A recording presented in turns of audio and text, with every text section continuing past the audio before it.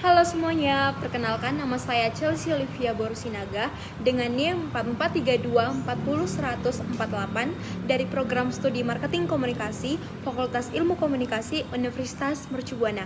Nah, di video ini saya ingin berbicara secara reflektif mengenai bagaimana saya memandang pentingnya menjadi seseorang profesional komunikasi yang etis, khususnya di era digital yang sangat cepat dan penuh tantangan ini. Nah, fokus saya adalah pada tantangan terbesar menurut saya pribadi, yaitu penyebaran hoaks, dan bagaimana seharusnya kita sebagai calon profesional menghadapinya dengan penuh tanggung jawab. Nah, pertama sekali, saya akan menjelaskan pandangan pribadi saya tentang etika profesi komunikasi. Bagi saya pribadi, etika dalam profesi komunikasi bukan cuma soal aturan yang harus dipatuhi. Etika adalah karakter yang harus dibentuk dan dijaga, terutama karena komunikasi itu punya kekuatan yang besar, bisa membangun atau justru merusak kepercayaan publik.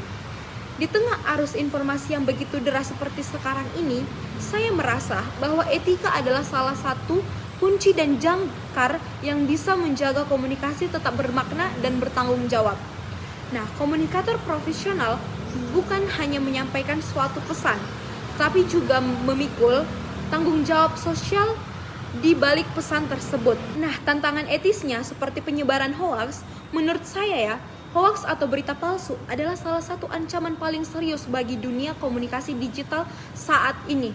Bahkan kita yang aktif bermedia sosial bisa jadi bagian dari penyebarannya tanpa kita sadari.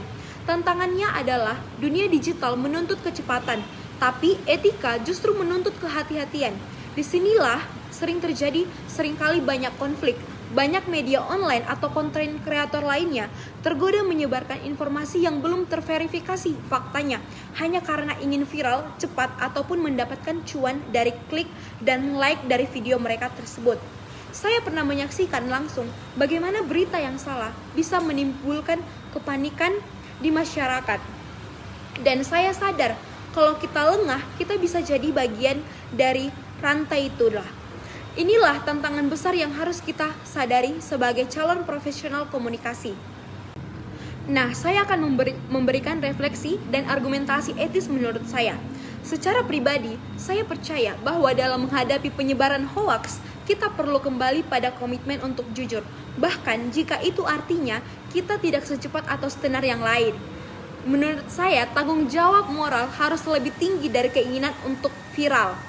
Kalau mengacu ke teori etika deontologi dari Immanuel Kant, seseorang harus bertindak berdasarkan kewajiban moral, bukan hanya karena hasil akhirnya. Artinya, kita harus berkata jujur bukan karena itu menguntungkan, tapi karena itu betul-betul benar. Nah, saya juga merasa terinspirasi oleh pemikiran Habermas tentang etika diskursus yang menekankan pentingnya dialog terbuka, transparan, dan saling menghargai. Dalam konteksnya, komunikasi digital artinya kita harus menghindari konten manipulatif dan lebih memilih menyampaikan informasi yang bisa dipertanggungjawabkan. Nah, di sini saya akan memberikan contoh sikap etis dan solusi menurut saya. Kalau saya diberi kepercayaan bekerja di dunia jurnalistik, humas atau konten digital nanti atau suatu saat nanti, saya ingin memegang dua sikap utama ini.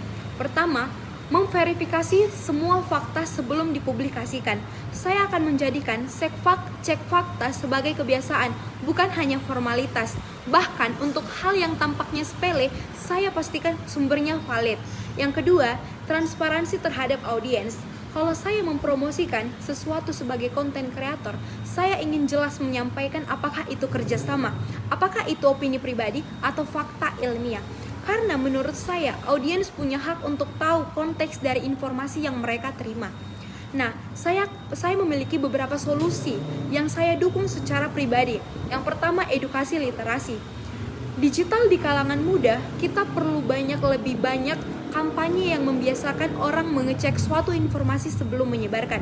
Kedua, mendorong komunitas kreator untuk punya kode etik bersama yang disepakati dan dijalankan oleh sesama konten kreator digital, bukan hanya dari regulasi formal.